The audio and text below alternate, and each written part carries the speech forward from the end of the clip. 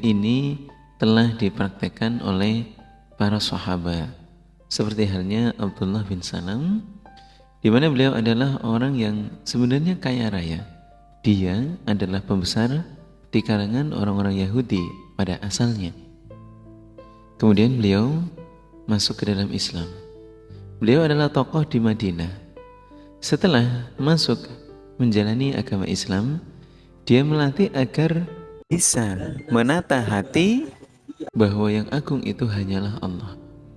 Suatu saat beliau keluar dari hutan sambil memikul 2 ikat kayu, bawanya ke pasar dan dijualnya.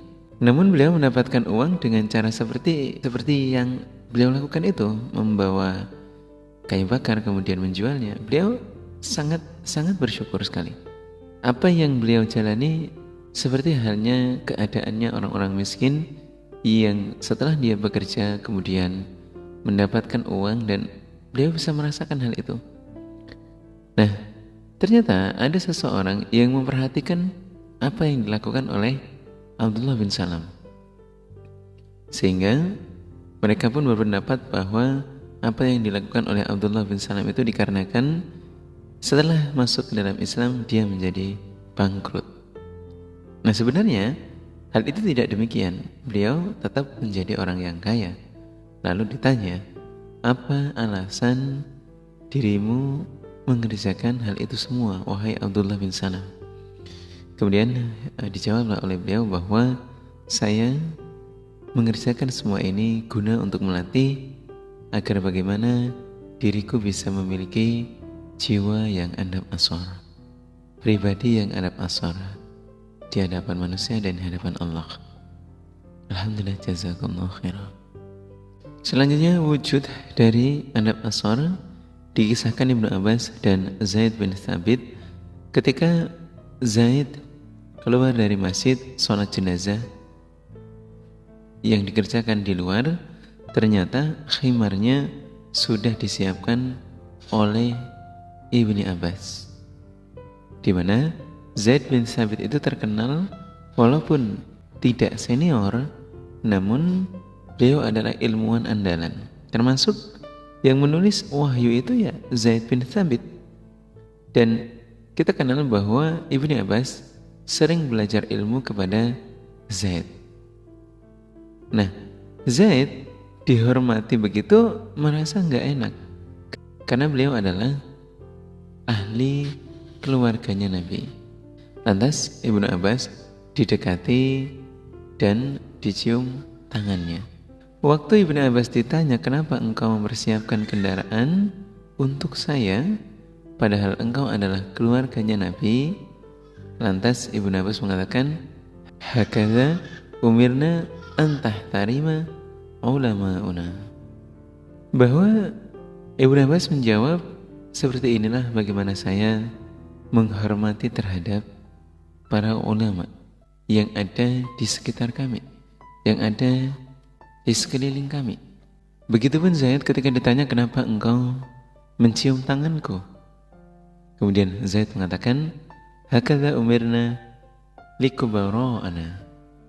Jadi beginilah cara kami menghormati dan diperintah untuk menjunjung tinggi para sesepuh-sesepuh kami, orang-orang yang sudah sepuh di kalangan kami. Ini sebagai bukti bahwa tidak ada kesombongan. Baik Zaid dan juga Ibnu Abbas saling menghormati dan adab ashar. Contoh lagi, kita tahu bahwa Imam Ahmad bin Hanbal waktu muncul fitnah bahwa Al-Quran adalah makhluk, Imam Ahmad waktu itu dipenjara, dicambuk, namun beliau tetap mengatakan bahwa Al-Quran itu bukan makhluk, namun kalamullah. Jadi Ahmad bin Hanbal berkeyakinan penuh bahwa itu kalamullah, bukan makhluk. Suatu saat ada orang yang mengatakan terhadap Imam Ahmad, jazakallahu khair anil Islam. Kemudian dijawab oleh Imam Ahmad bin Hanbal, jazakallahu Islam khairu anni. Di mana beliau diberikan ucapan syukur, semoga Allah membalas kebaikanmu dari apa yang engkau telah perjuangkan dengan Islam, Namun beliau menjawab bahwa semoga Allah membalas terhadap agama Islam dengan yang jauh lebih luhur, karena hal itu semua lebih baik daripada saya. Bukan saya yang berjasa dalam Islam, namun Islamlah yang berjasa pada diri saya. Nah, hal ini memberikan kita sebuah nasihat dan juga ibrah bahwa di dalam menetapi agama, terkadang agama itulah yang sebenarnya telah mulia. Kita hanya orang-orang yang ikut serta menjunjung tinggi dan mengobarkan bendera-bendera panji-panji kebenaran.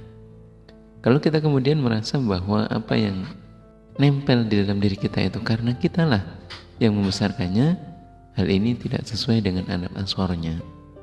Kita membawa dan menyampaikan sebuah risalah, sebuah cerita-cerita yang ada di dalam Al-Quran dan hadis. Sejatinya bahwa Al-Quran itulah yang sudah luhur, hadis itulah yang sudah luhur, sedangkan kita mendapatkan karunia untuk menjadi orang-orang yang mulia karena diberikan kemampuan untuk menyampaikannya.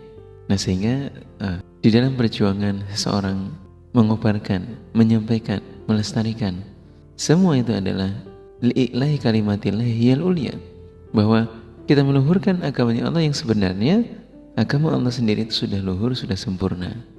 Jadi adab asar kita terhadap membawa dan menyampaikan agama itu ya sangat-sangat sudah mulia dan luar biasa. Begitu menjadi rahmat dan karunia apabila kita diberikan kemampuan untuk membawa dan menyampaikannya.